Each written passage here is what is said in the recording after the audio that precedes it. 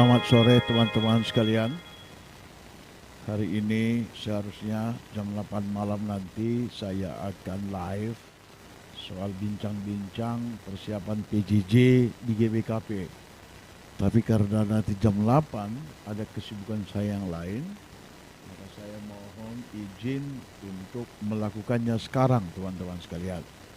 Jadi saya melakukannya sekarang ini untuk membahas mengenai PJJ di GBKP pada minggu ini mulai dari 1 Februari sampai dengan 7 Februari. Biasanya di GBKP mulai hari Minggu, hari Senin, Selasa, Rabu, Kamis ya, itu diisi malam-malam di seluruh GBKP itu dengan PJJ. Umumnya kalau udah Jumat dan Sabtu, kalau Jumat itu sermon, Sabtu itulah persiapan untuk ibadah minggu pada hari Minggu berikutnya. Jadi saya mohon kalau di dalam pemberitahuan saya buat hari ini jam 8 malam teman-teman sekalian, jam 8 malam. Tapi karena seperti saya katakan tadi, ada kesibukan saya yang tidak bisa saya hindari pada malam hari ini, maka saya memajukan acara kita itu ke sekarang ya, ke jam 5. Ya, teman-teman, jadi minggu ya 1 sampai 7 Februari. Jadi tema di GBKP itu PJJ-nya adalah terimalah sahabatmu. Ya, halau kelah temandu ini diambil dari Roma 15 ayat 7 sampai 13 ya. Roma 15 ayat 7 sampai 13. Ayat kuncinya adalah ayat 7. Terimalah satu akan yang lain sama seperti Kristus telah menerima kita untuk kemuliaan Allah. Terimalah satu akan yang lain sama seperti Kristus telah menerima kita untuk kemuliaan Allah. Ya, ini sangat tajam ini ayat ini. Kita tidak ada layaknya sama sekali diterima Kristus. Jadi kalau suatu saat kamu menganggap teman itu terlalu menyakitkan hati kita, terlalu sadis dia, terlalu menyudutkan kita, terlalu membuli kita, sehingga kita sangat marah sekali sama dia. Sebenarnya Kristus telah lebih dahulu marah kepada kita, pada aku, pada kamu, pada kita semuanya. Tetapi itu pun dia masih menerima kita. Nah, itu pun masih menerima kita. Jadi iman Kristen tidak hanya vertikal kepada Allah, tetapi juga horizontal kepada sesama.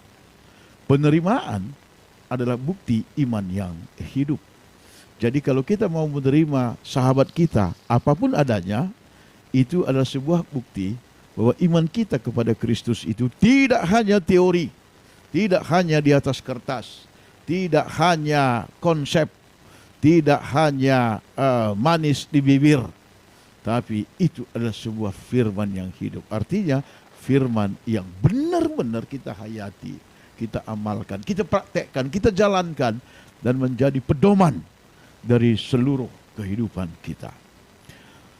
Nah, jadi kalau kita kembali melihat teks Roma 15 ayat 7 tadi, maka dalam konteks masyarakat Roma pada saat itu teman-teman sekalian, kita bisa melihat bahwa di Roma itu orang-orang yang sudah menerima Kristen itu, menerima Kristus itu multikultural. Ya, bisa dibedakan menjadi dua saja, yaitu Yahudi dan non-Yahudi. Ya, Yahudi dan non-Yahudi. Saya teringat akan sebuah iklan jam Seiko. Di dunia ini hanya ada dua jenis jam, Seiko dan bukan Seiko. Begini dah. Jadi sama dengan ini, bahwa pada saat itu yang konflik itu adalah Yahudi dan non-Yahudi. Non-Yahudi macam-macam, ada Yunani, ada Italia, ada India, ada Persia, ada Inggris, Jerman dan sebagainya ada di situ. Ya, ada. Dan konflik mereka, perasaan orang-orang Yahudi bahwa dia lebih berhak, dia lebih diutamakan dibanding dengan non-Yahudi. Makanya ini ditekankan oleh Paulus sebagai sebagai sebuah fakta bahwa di dalam Kristus itu tidak ada lagi Yahudi dan non-Yahudi. Kristus adalah sebagai pelayan, ya, dan sebagai pelayan seluruh manusia itu. Dan kenapa Kristus itu mau melayani dan mau menerima semua manusia itu? Karena tujuan akhir dari pelayan dari Yesus Kristus itu adalah supaya semua manusia memuliakan Allah. Jadi tujuan akhir dari penulisan teks yang bahan PJJ kita ini adalah supaya semua orang Yahudi dan non-Yahudi itu pada akhirnya memuliakan Allah. Sampailah kepada kita jemaat di GBKP ayat ini, ya, nas ini, perikop ini. Tujuannya apa? Supaya kita semua warga GBKP, ya, bahkan warga orang Karo, bahkan seluruh warga negara itu, marilah kita memuliakan Tuhan berdasarkan keyakinan kita masing-masing. Selanjutnya teman-teman sekalian, ya, selanjutnya kenapa ini mandek ini? Ketek, udah hang dia. Jadi saya lihat dulu. Benar-benar hang ini teman-teman sekalian. Saya tidak bisa memutar lagi apanya ini. Ini. Oke, sudah bisa. Jadi kalau itu tujuan akhir, ya, kita dalami, ya, PJJ ini. Kita dalami PJJ ini. Ada 3 makna teologis dari perikop kita ini. Yang pertama adalah bahwa menerima sahabat adalah bukti bahwa seseorang telah menerima Kristus. Jadi menerima sahabat adalah bukti seseorang telah menerima Kristus. Kalau kita masih sulit menerima atau memaafkan sahabat kita, berarti surah-surah tadengangnya sudah menerima Kristus, tapi nyatanya belum. Nyatanya sudah menerima Kristus. Kita bisa menerima, memaafkan siapapun teman kita itu, siapapun sahabat kita itu. Ini makna teologis yang pertama. Lalu kita lihat makna teologis yang kedua. Makna teologis yang kedua adalah bahwa ajaran Kristus menuntun kita mempercayai janji Allah, yaitu keselamatan dan hidup kekal. Ketika kita menerima Kristus tadi, ketika hidup kita menerima Kristus, penerimaan kita itu akan menuntun kita untuk percaya janji Allah, yaitu keselamatan dan hidup yang kekal. Artinya apa? Ketika kamu masih was-was dalam hidupmu, ketika kamu masih ragu dalam hidupmu, ketika kamu masih mengkhawatirkan dalam hidupmu, ini karena belum sempurna penerimaan kita terhadap Yesus Kristus itu. Jangan-jangan kita masih menganggap Yesus Kristus hanya seorang guru, hanya seorang imam, hanya seorang nabi dan sebagainya. Lebih dari itu teman-teman sekalian, Yesus Kristus adalah Tuhan. Yesus Kristus adalah Tuhan. Suatu saat dia berkata, kalau kau ingin melihat Bapa, engkau sudah melihatnya di dalam aku. Sebab aku di dalam dia dan dia di dalam aku. Itu dikatakan oleh Yesus Kristus. Allah gak mungkin kita sentuh. Karena Allah itu maha besar, maha suci, maha bersih, maha luar biasa. Di kepercayaan orang Yahudi, kalau ada imam yang berdosa masuk ke ruang maha kudus, mis gak mati je. Mis mati imam loh. Jadi kalau kita ini belum sempurna mau menghadap Allah, mis mati. Enggak mungkinlah sesuatu yang berdosa mendekati yang maha suci, gitu kan? Tapi supaya Allah itu bisa didekati, maka dia hadir dalam bentuk manusia, yaitu Yesus Kristus, supaya bisa kita sapa, supaya bisa kita sentuh, supaya bisa kita sembah, supaya bisa kita cium kakinya, supaya kita bisa peluk dia. Ya, Allah yang dipeluk itulah Yesus Kristus. Nah, ini dia.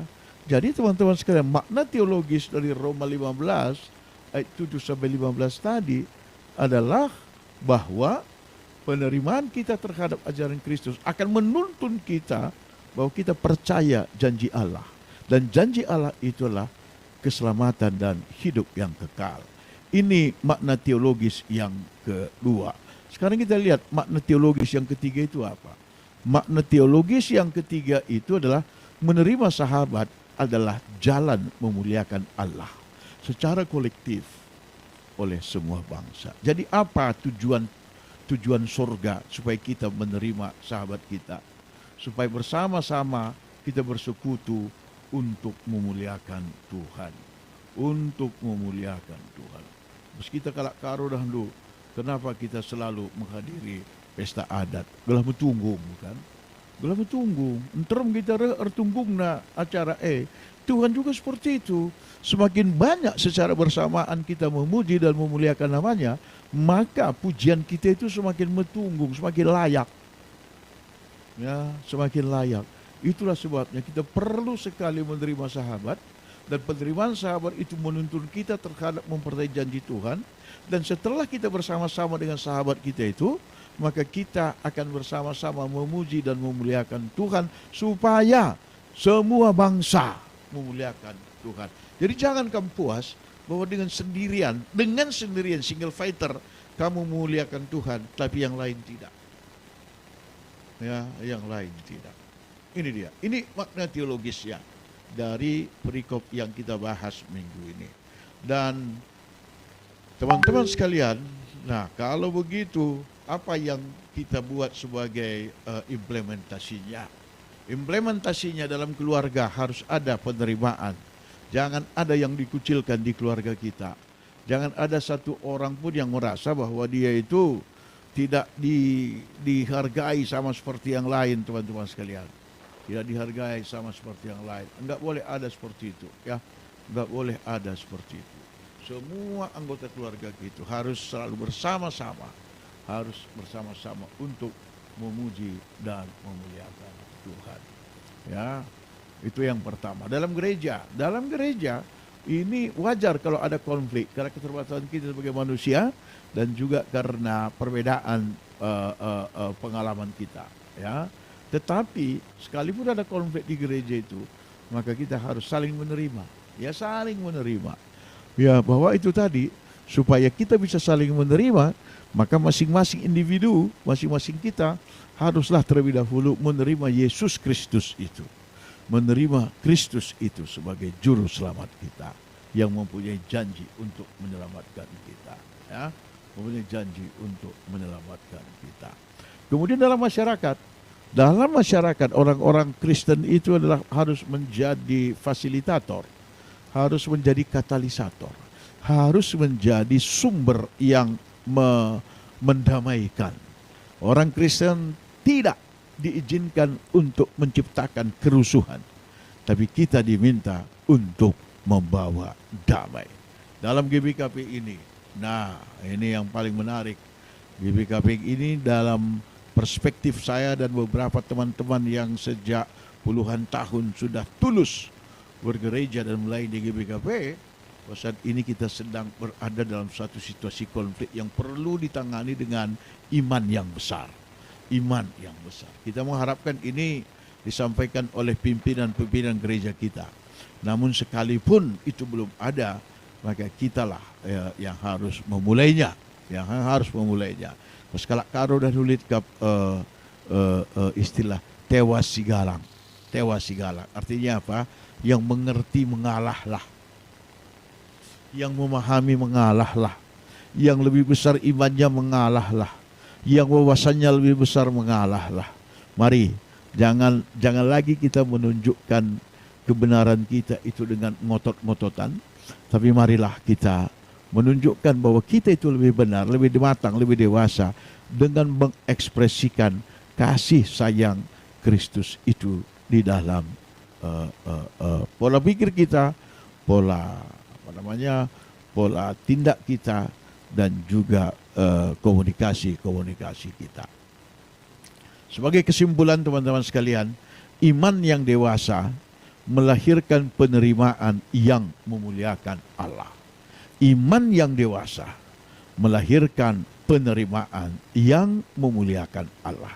Semakin dewasa seseorang mempunyai iman, maka dia akan semakin berjiwa besar, humble, menerima, karena dia menyadari bahwa penerimaan dia itu adalah untuk memuliakan Allah. Sekali lagi, iman yang dewasa melahirkan penerimaan yang memuliakan Allah.